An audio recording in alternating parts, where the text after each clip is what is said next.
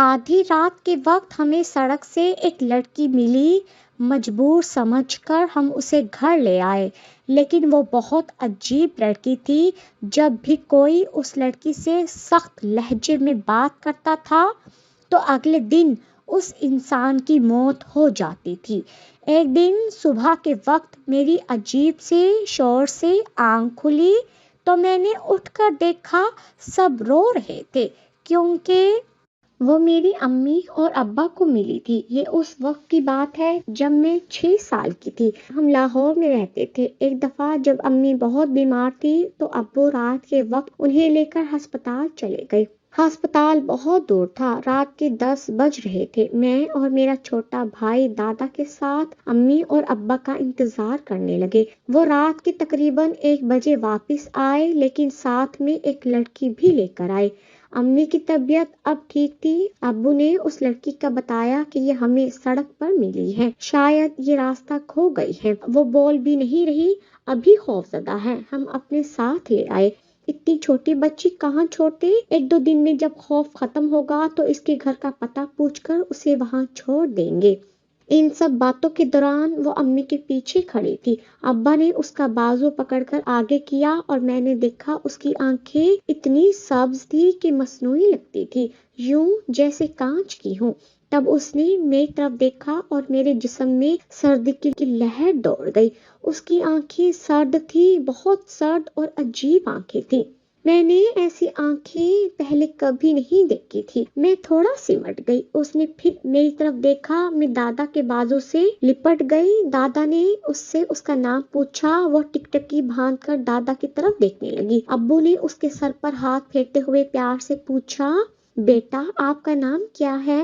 کوئل، وہ بولی۔ اس کی آواز بھی عجیب تھی، کسی بھی شور سے پاک، یوں لگتا تھا جیسے کوئی ریکارڈ سن رہے ہیں۔ اب اتنے سالوں بعد بھی کبھی اس کی آواز آتی ہے تو مجھے جھرجھری سی آتی ہے۔ پھر یوں وہ ہمارے گھر ہمارے ساتھ رہنے لگی۔ امی اور بابا نے 1000 دفعہ اس سے گھر کا پتہ پوچھا، لیکن اس نے کچھ نہ بتایا۔ چھوٹے بھائی عرفان کو تو اتنی پسند تھی کہ ہر وقت اس کے ساتھ لگا رہتا تھا۔ اس وقت عرفان 2 سال کا تھا۔ چند مہینے گزرے تو عرفان اسے کوکو کہنے لگا، پھر یہ نام سب کی زبان پر چڑھ گیا۔ مجھے اس سے خوف آتا تھا۔ جب میں نے امی سے اپنے خوف کا اظہار کیا تو امی نے مجھے ڈانٹ کر کہا، تمہاری چھوٹی بہن ہے، اس کا خیال رکھا کرو۔ ایک دن جب مجھے زیادہ ڈر لگا تو میں نے دادا سے ذکر کیا۔ دادا میری بات سن کر کسی گہری سوچ میں گم ہو گئے۔ لوگ کہتے تھے کہ کوئل کی جیسی خوبصورت آنکھیں دنیا میں کسی کی نہیں ہیں، لیکن میں جانتی تھی وہ خوبصورت نہیں تھی، وہ بے جان آنکھیں تھی، ان میں کوئی روشنی، کوئی چمک نہیں تھی۔ وہ باتیں بہت کم کرتی تھی، ضرورت کی بات کرتی ورنہ خاموش رہتی۔ امی اور ابا اسے مجھ سے زیادہ چاہتے تھے۔ اسے آئے ہوئے 1 سال گزر چکا تھا اور مجھے شروع سے اس میں کچھ غیر معمولی محسوس ہوتا تھا۔ وہ میرے دادا کے ساتھ سوتی تھی، میری طرح دادا بھی اسے پسند نہیں کرتے تھے۔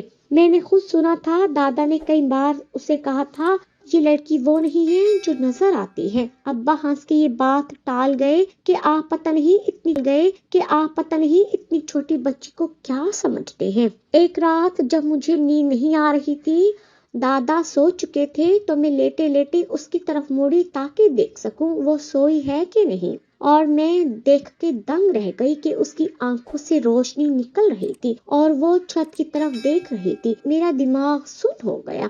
کافی دیر بعد مجھے ہوش آیا تو اتنا ڈر لگ رہا تھا کہ میں نے جلدی سے آنکھیں موند لی۔ اس کے بعد میں ہر 10 منٹ کے وقفے سے اس کی طرف دیکھتی اور اس کی آنکھیں عجیب سبز سی روشنی میں چھت پر لگی ہوئی تھی۔ یوں ڈرتے ڈرتے صبح ہو گئی اور صبح مجھے بخار ہو گیا تھا۔ صبح میں نے موقع پا کر دادا کو سب بتایا۔ دادا نے تسلی دیتے ہوئے میرا ہاتھ پکڑا اور کچھ کہنے لگے تھے کہ ابا کمرے میں آ گئے۔ یوں دادا کی بات ایسے ہی رہ گئی۔ اس رات مجھے کپ کپی چڑھی ہوئی تھی، بار بار نیند سے آنکھیں بند ہو جاتی، پھر میں گہری نیند میں چلی گئی۔ رات کے کسی پہر میری آنکھیں کھل گئی تو دیکھا کوئل اپنی چارپائی پر نہیں تھی. میں نے دادا کو آواز دی. دادا نے اٹھ کر اسے پورے گھر میں ڈھونڈا لیکن اسے نہ ملنا تھا نہ ملی. کافی دیر بعد دادا کو جب وہ نہ ملی تو دادا واپس کمرے میں آ گئے. دادا ابا کو جگانا چاہتے تھے کہ باہر کھٹ پٹ ہوئی اور کوئل اندر آ گئی. کہاں تھی تو؟ دادا نے سخت لہجے میں پوچھا. وہ ہمیں جاگتا دیکھ کر چونک گئی تھی.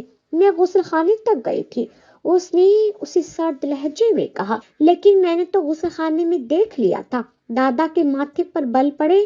اچھا اب سو جاؤ، آئندہ اس طرح باہر مت پھرنا. دادا نے سختی سے تنبیہ کی. میں نے بے ساختہ اس کی طرف دیکھا. اس کی آنکھیں آگ دے رہی تھی، ان میں واضح انتقام کی جھلک تھی. صبح عجیب سی شور سے میری آنکھیں کھلی. میں نے اٹھ کر دیکھا تو سب رو رہے. ارد گرد نظریں دوڑائی، کوئل کہیں نہیں تھی. میرا دل بے ساختہ دھڑکا. میں آہستہ آہستہ چلتی ہوئی صحن کے بیچوں بیچ رکھی چارپائی تک آئی. کسی کو سفید چادر سے ڈھک دیا گیا تھا. میں نے دھیرے سے چادر چہرے سے کھسکائی اور میری چیخ نکل گئی. میرے دادا جا چکے تھے. میرے منہ سے بے ساختہ آوازیں نکلنے لگی. میں اونچی آواز میں رونے لگی تھی. مجھے یقین ہی نہیں آ رہا تھا. مجھے اپنا سر گھومتا ہوا محسوس ہونے لگا. میں گرنے لگی تھی اور بے ہوش ہونے سے پہلے میں نے دیکھا کوئل دادا کے سرہانے بیٹھی تھی اور اس کا چہرہ سپاٹ تھا. دادا کی وفات کے بعد میں کوئل سے اور بھی زیادہ ڈرنے لگی تھی، لیکن گھر میں اس رات کا ذکر نہ کیا. نہ جانے مجھے کیا ہو جاتا تھا. میں ہر روز سوچتی تھی کہ آج امی کو سب کچھ بتاؤں گی، لیکن پھر جب امی اکیلی ہوتی تھی تو میں سب کچھ بھول جاتی تھی. اسی طرح ایک سال مزید گزر گیا. اب میں، کوئل اور عرفان ایک کمرے میں سوتے تھے. عرفان اب دادا کی چارپائی پر سو جاتا تھا. وہ رات کو بے سدھ سوتا اور صبح جاگتا، لیکن میری اکثر پوری رات آنکھوں میں کٹتی تھی. ان دنوں بارشوں کا موسم تھا. تب ابو سے گاؤں کے کسی آدمی نے کہا کہ انہوں نے کوئل کو مغرب کی نماز کے بعد بڑی نہر کے پاس دیکھا ہے. ابو کو یقین نہ آیا. انہیں کوئل پہ بہت بھروسہ تھا، لیکن اکثر لوگ جب یہی کہنے لگے تو امی نے سختی سے اسے باز پرس کی. اس وقت تو چپ ہی رہی اور خاموشی سے سنتی رہی. اگلے دن امی کو رات کے وقت فالج کا اٹیک ہو گیا اور ان کی ایک سائیڈ بالکل سن ہو گئی. اب وہ بول بھی نہیں سکتی تھی. اس دوران میں امی کے ساتھ ایک ہفتہ ہسپتال میں رہی اور ہمارے ساتھ دن کے وقت ابا ہوتے اور رات کو ماموں ہوتے تھے. رات کو ابا گھر. ایک ہفتے کے بعد امی گھر آ گئی. میں نے امی کو چارپائی پر لٹایا. اس وقت کوئل کمرے میں نہیں تھی. بعد میں جب امی کو دلیا کھلا رہی تھی تو وہ کمرے میں آئی. امی نے اس کی طرف دیکھا اور منہ سے عجیب سی آوازیں نکالنے لگی. وہ کچھ کہہ رہی تھی لیکن ہماری سمجھ میں امی کی کوئی بات نہیں آ رہی تھی. امی پر کپ کپی چڑھ گئی. وہ ہمیں کچھ کہنا چاہ رہی تھی جسے ہم لوگ سمجھ نہیں پا رہے تھے.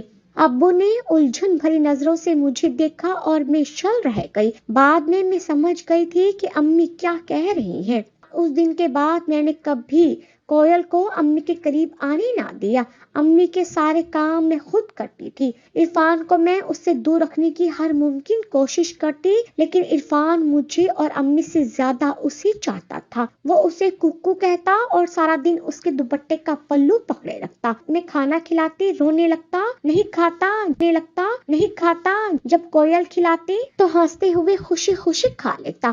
کوئل نے اسے امی سے زیادہ پال پوس کے بڑا کیا تھا. اب وہ ایک منٹ بھی اس سے الگ نہ رہتا تھا. ابو جب بھی امی کے ساتھ بیٹھتے، امی اشاروں میں انہیں کوئل دکھاتی اور پھر دروازہ دکھاتی تھی. شاید وہ ابو سے کوئل کو گھر سے نکالنے کی بات کرتی تھی یا شاید کچھ اور.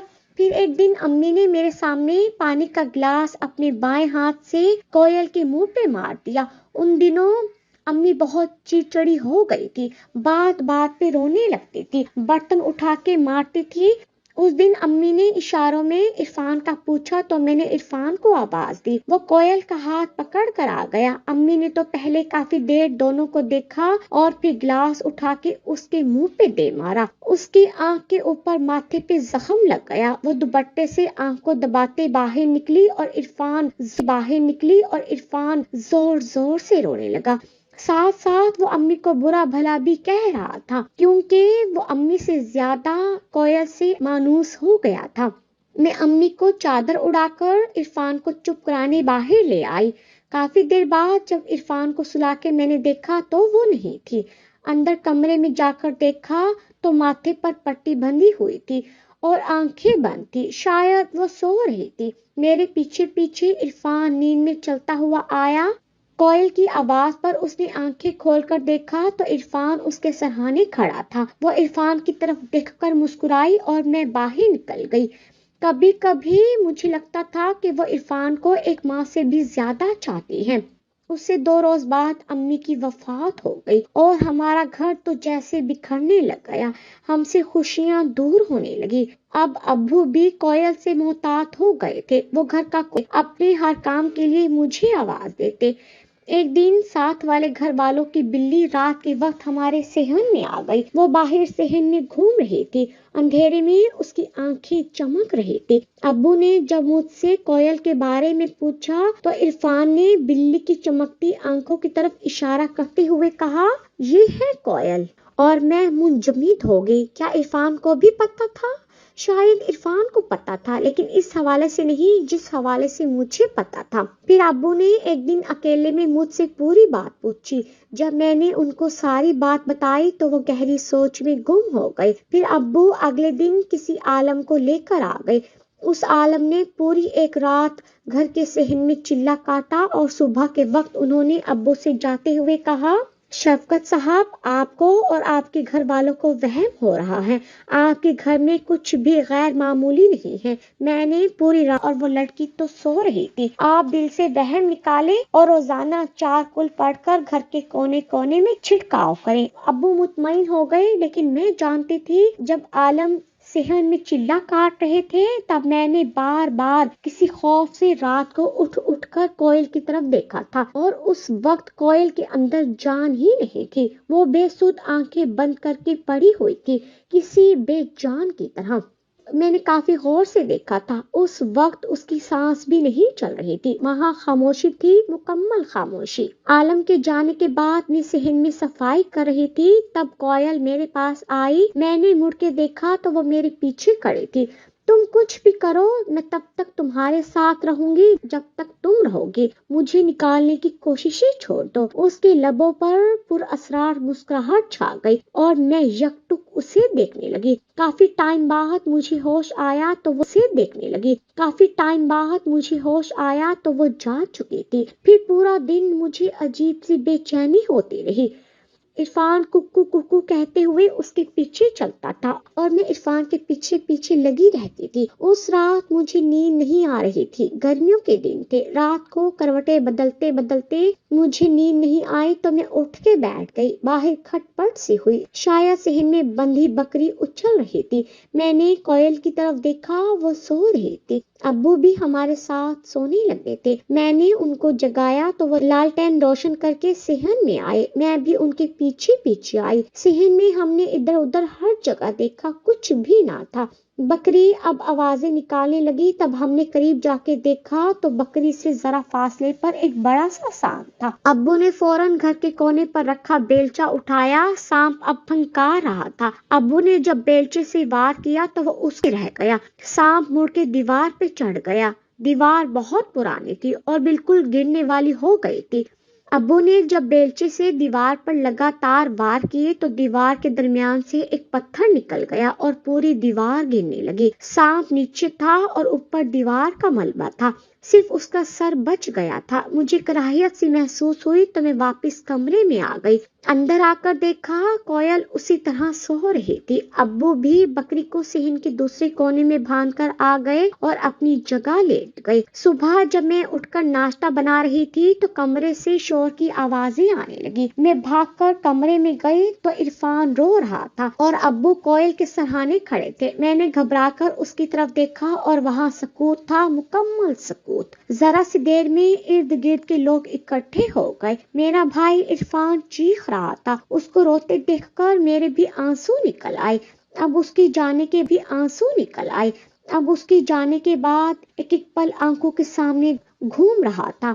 کوئل کو آخری غسل دینے کے لیے مدرسے کی باجی نے مجھ سے کہا، اور میں چونکہ اس کی ایک ہی بہن تھی تو یہ ذمہ داری خود بخود مجھ پر آتی تھی۔ میں نے جب اسے غسل دیتے وقت دیکھا تو اس کا جسم لہو لہو تھا، ہڈیاں تک ٹوٹی ہوئی تھی اور گردن سے نیچے ہنسلی کی ہڈی کے پاس زخم تھا، وہی بیلچے کا نشان، اور میں رات کو ہی جان گئی تھی کہ کوئل جا چکی ہے۔ اسی طرح کافی سال گزرنے کے بعد میری شادی ہو گئی، اور شادی کے 1 سال بعد میں ہسپتال میں تھی۔ ڈاکٹر نے آ کر مجھے مبارکباد دی، مبارک ہو بیٹی ہوئی ہے۔ میں طمانینت سے مسکرا دی۔ میرے شوہر عبدالرزاق نے نرس کی طرف دونوں ہاتھ اٹھائے تو نرس نے بچی عبدالرزاق کو دے دی۔ مجھے تو اتنا اشتیاق ہو رہا تھا کہ میں بے ساختہ بچی کے چہرے پر جھکی، تبھی بچی کھول کر میری طرف دیکھا، وہی سبز کانچ کی آنکھیں، سرد سی، یوں جیسے کانچ کی ہوں، کسی احساس کے بغیر چمکتی ہوئی میری بیٹی کے چہرے پر تھی، اور